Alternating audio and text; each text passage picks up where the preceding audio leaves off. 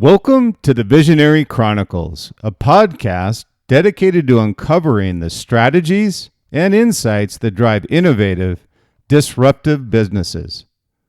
Join us as we explore the mindsets, cultures, and solutions powering the next generation of industry leaders and creative trailblazers. Whether you're seeking to inject new life into your organization or spark transformative growth, the Visionary Chronicles is your guide to executable, cutting-edge business strategy.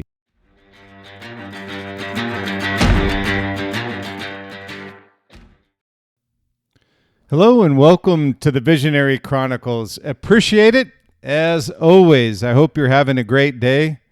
Wanted to welcome to the next episode of the Visionary Chronicles. Today we're going to talk about something that I've been getting a lot of feedback on. People want to kind of know some answers to remote leadership. You know, with this new environment that we're in, now just not a year in, but several years in. It hasn't changed much since then, since our COVID days. And not a lot of people are prepared for it, especially leaders that have been in their roles for decades, literally, and now are tossed into this environment of not being in office, but out of office permanently. So how do they deal with this? And we do this with our Liquid Mind sessions with our leadership council.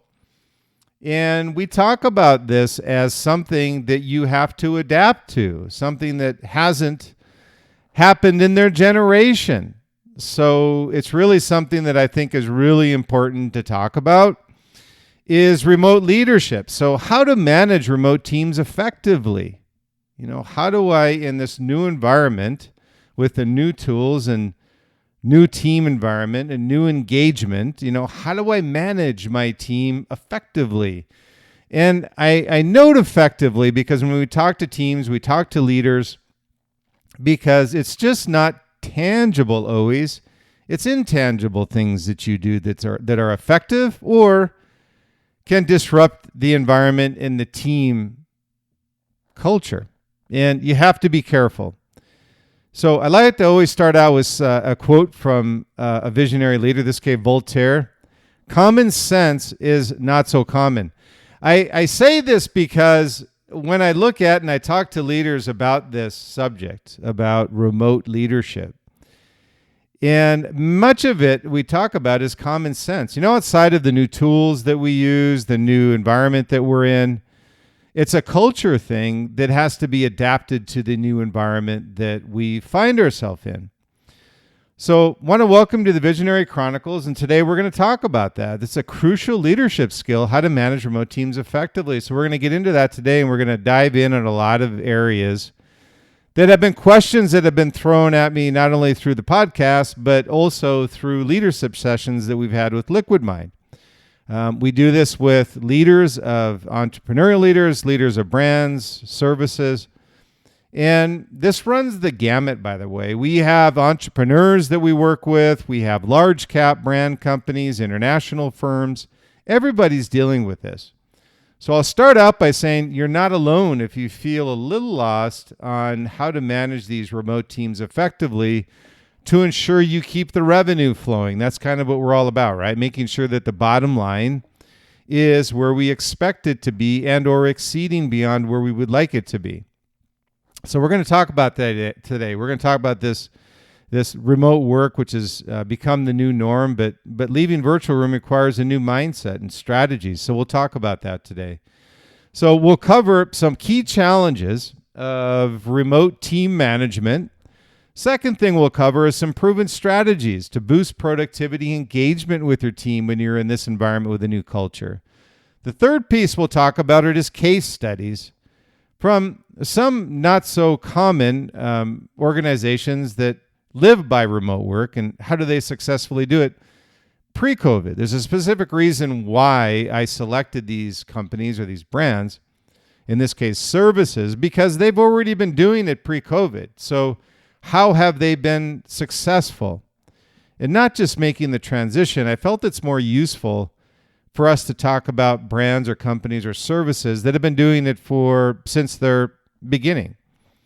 So let's dive in on these. And the first we'll talk about is a segment one. I talk about the challenges of managing remote teams, kind of a top level discussion that we have with Liquid Mind when we talk to the leaders of the brands about this subject. And the first is we have communication barriers. So without in-person interactions, messages can be misinterpreted.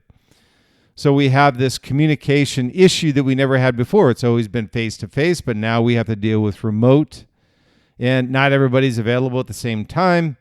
You always have to schedule. Nobody wants to be available 24/7. So you have communication barriers. That's the first thing. Second thing is you're going to have collaborative and productivity gaps. Not that it's less efficient, and I'll get to that in a minute, but aligning goals and ensuring accountability can be very difficult.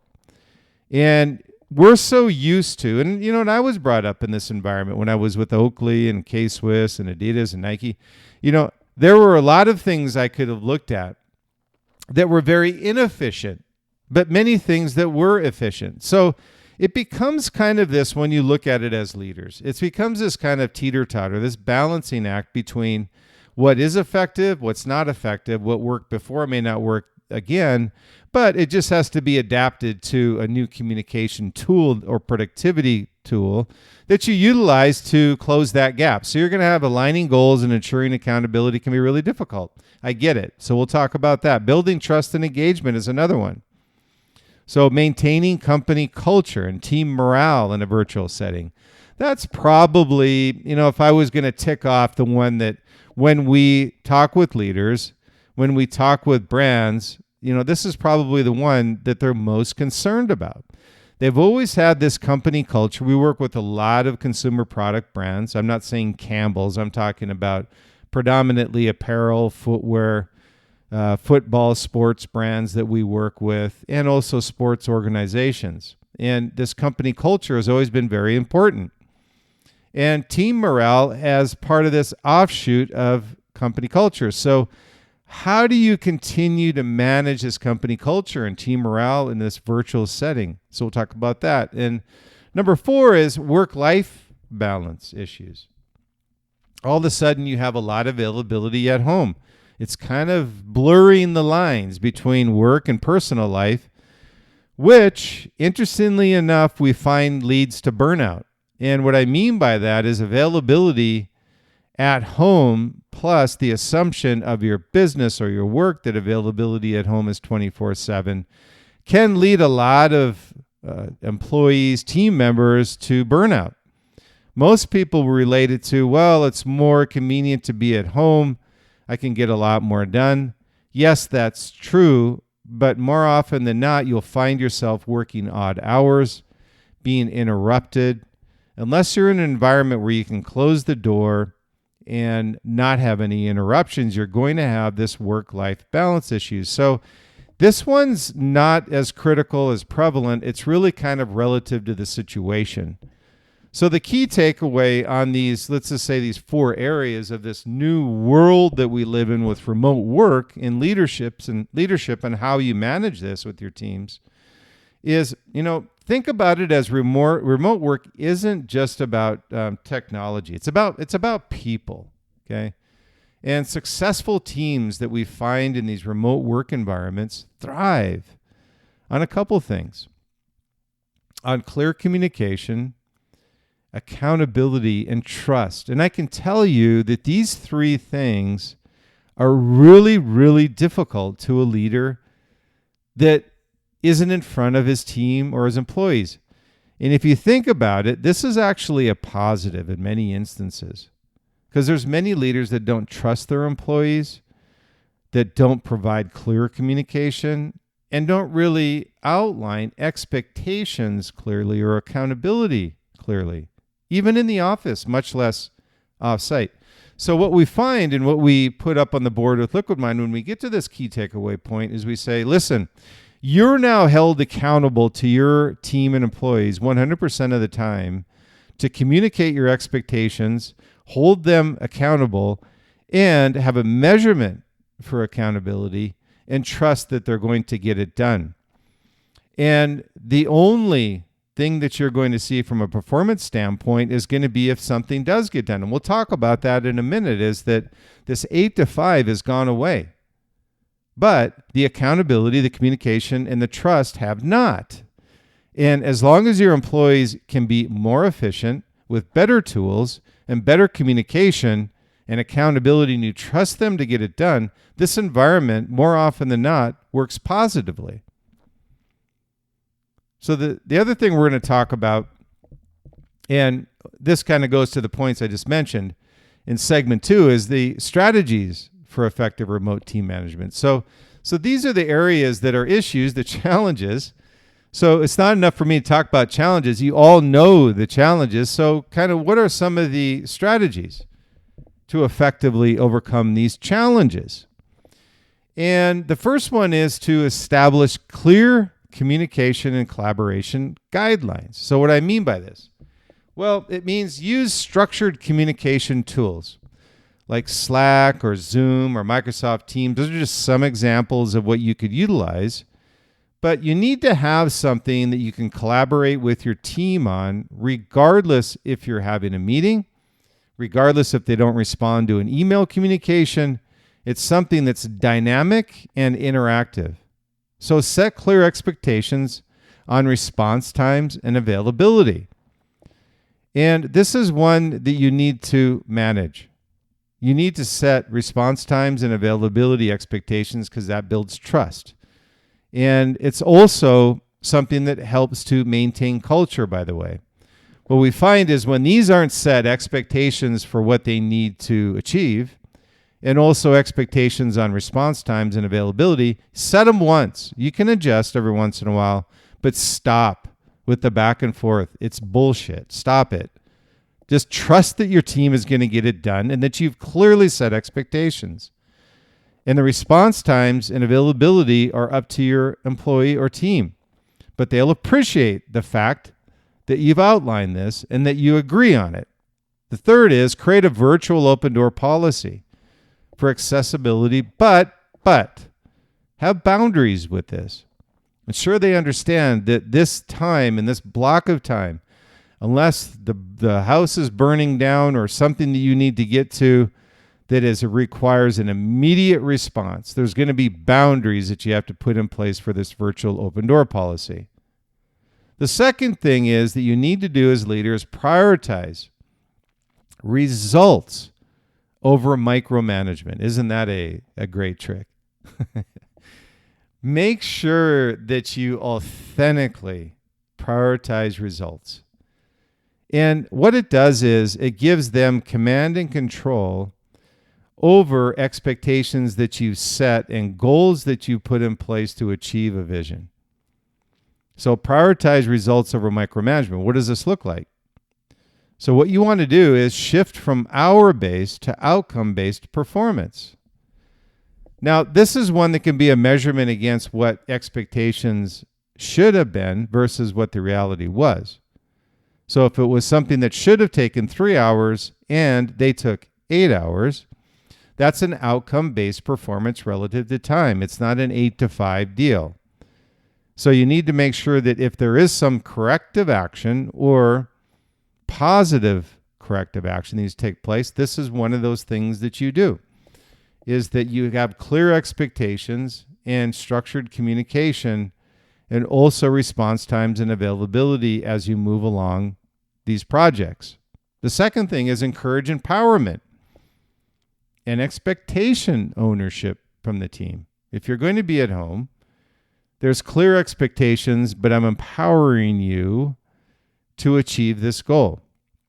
And use project and task management tools that will supplement your communication tools.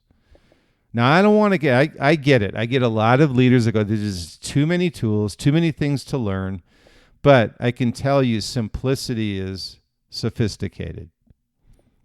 You need a communication tool and you need a project and task management tool. That's not overwhelming, by the way.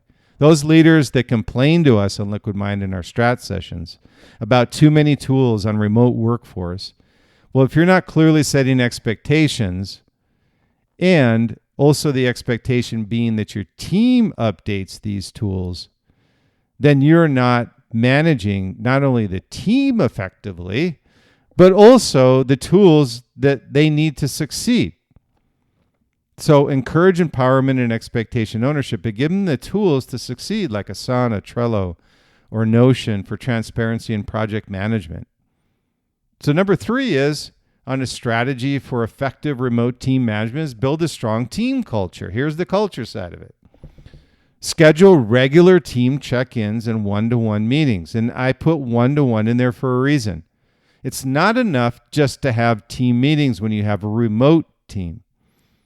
The expectation is from a leader is that you have one-on-ones to continue to build culture. They want to check in with you. They don't want to talk about strictly business. By the way, keep this personal and professional.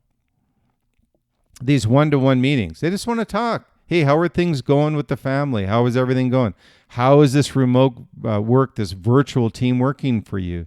Do you feel like you're managing expectations properly? Is there any tools I can provide to you that will allow you to be more effective as an employee of our brand? And recognize achievements and celebrate milestones virtually. Just because you're out of office doesn't mean you don't celebrate wins.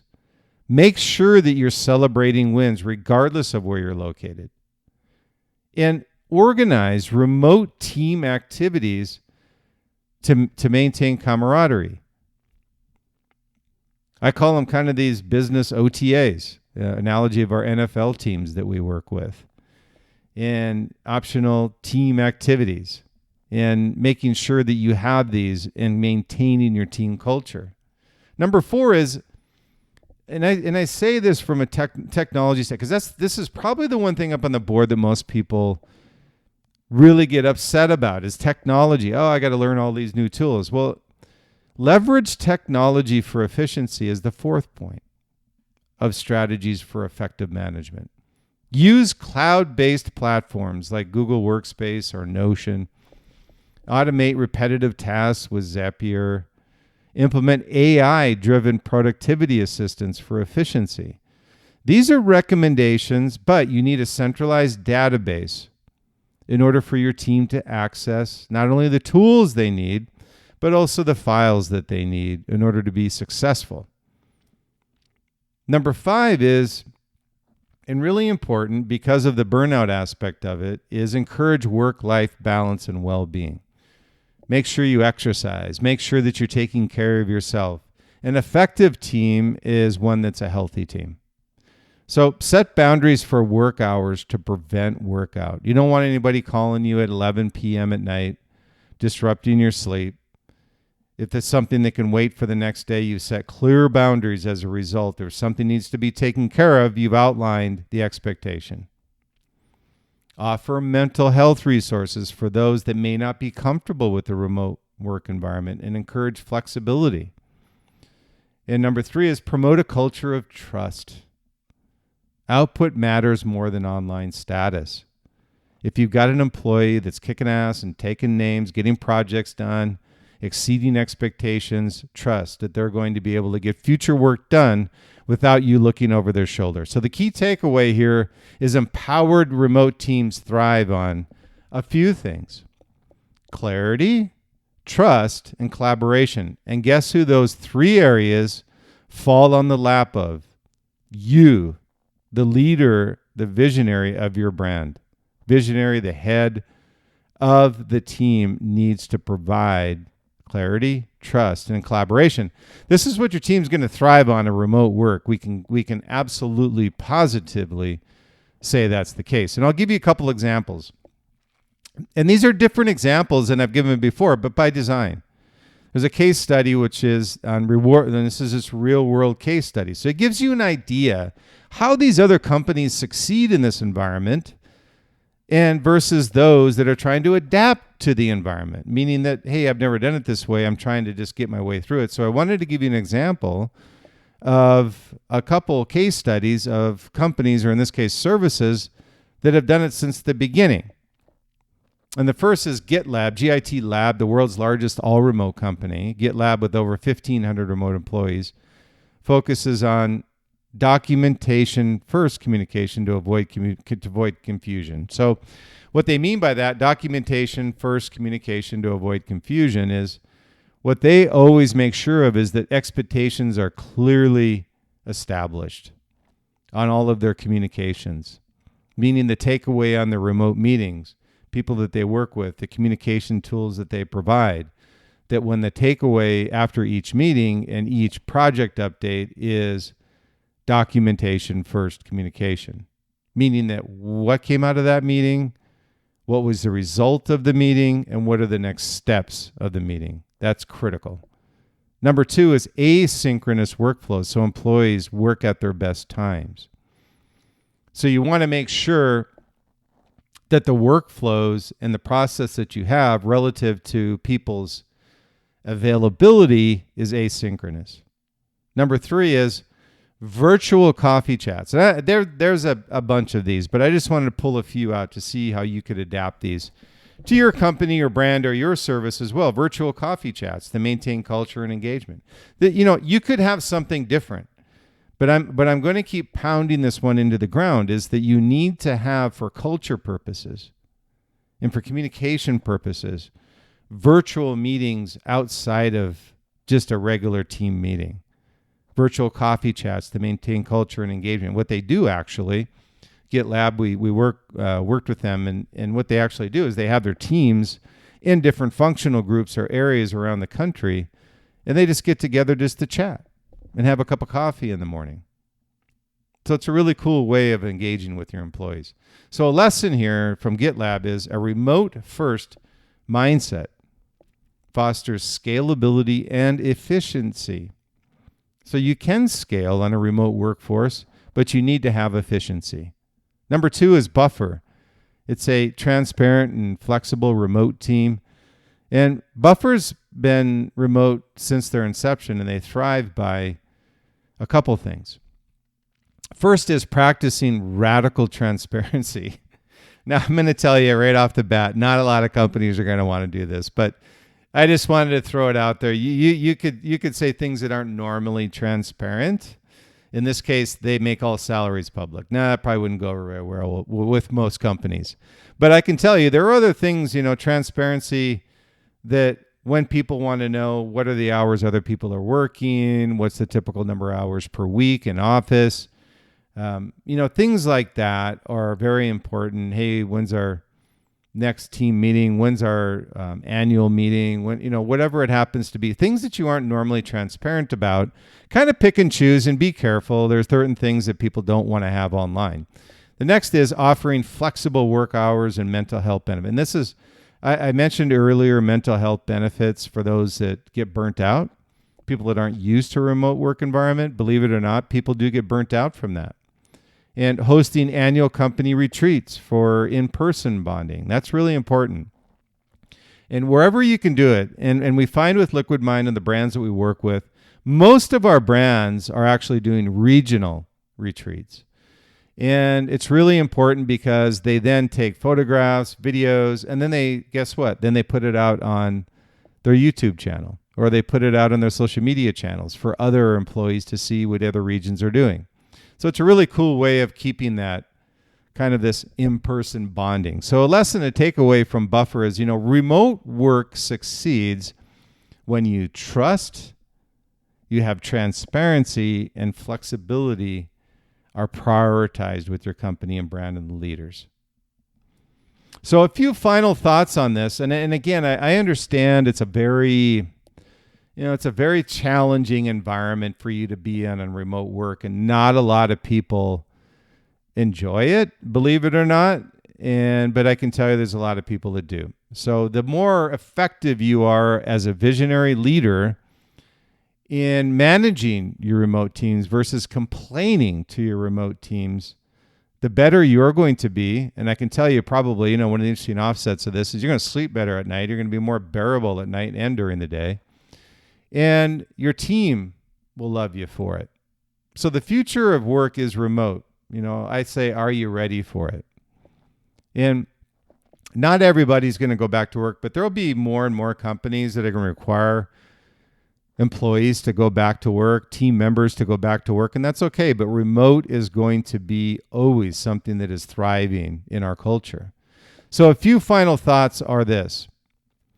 Remote teams can be just as productive, engaged, and innovative as in-office teams when managed correctly. And that's the caveat, when managed correctly. So hopefully, some of these things that I've mentioned for managing remote teams effectively have resonated with you.